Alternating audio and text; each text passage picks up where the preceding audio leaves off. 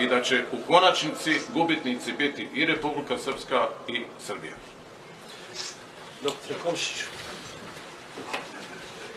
Ne treba mi postavljati pitanje nikako, ja nisam nepristojan, nikad ne gledam u telefon kad sam u ovim prilikama, bilo, kad sjedim u društvu ja telefon ne pregledam nikad, a sad sam morao pregledati telefon jer sam dobio jednu uznemiravajuću vijest. Sve ovo, Miro, pada u vodu što si rekao, neće biti, bit će rata, uzmite puške. Slušajte. Generalni sekretar NATO-a, Stoltenberg, rekao je večeras, to je bilo malo prije, i ja sam sad dobio tu vijest na telefonu,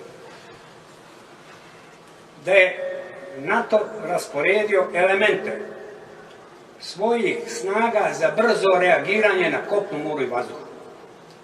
Naglasio je da će te snage braniti svaki pedalj teritorije NATO-a, da će nastaviti pružati podršku Ukrajini kao i drugim državama u regionu kojima prijeti Rusija. Slušajte sad, uključujući Gruziju, Moldaviju i Bosnu i Hercegovinu. Dakle, nije slučajno Putin prije 2 dana kad je najavio ovo u Gruziji, nabrojio nas tamo da mi spadamo u zonu interesa Rusije. I koga on napada? Napada zemlje koje nisu u NATO. Moldavija, Gruzija nisu u NATO.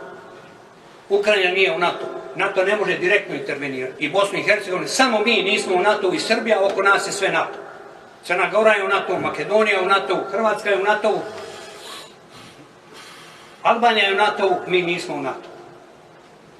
Dakle, potpuno je moguć gruzijski scenarij ovdje, da noćas snage iz Srbije pređu Drinu i zauzmu Republiku Srpsku i da je oni priznaju, a da Dodik može za 2 sata sazva svoju skupštinu i da proglasi nezavisnost, a ruske snage vazdušni desant, on može 50.000 vojnika noćas spustiti u našu državu.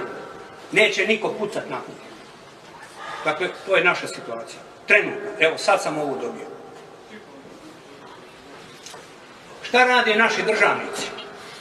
Gdje su oni? Gdje su naši državnici? Bakir Izetbegović jučer govori treba nastaviti razgovor o izbornom zakonu.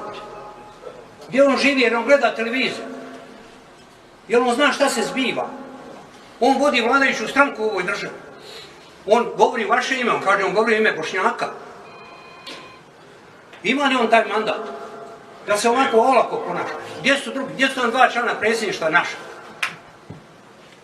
Ja za jednog znam da je na planini, ne znam gdje ovaj drugi. Na nekom minderu, vjerovatno, gdje sjele. Umjesto da su postrojili rezervnu vojsku, rezervnu policiju, da su digli civilnu zaštitu i to ranije, prije 7 dana kad je ovo krenulo, da ima neki spisak da se zna ko šta radi. Kako se brani država? Ko će je braniti? Gdje? Na kojim pravcima? Ima ovdje vojnika, vi znate kako se to radi. Glavne snage na udarnom pravcu tom i tom, pomoćne snage na tim i tim pravcima.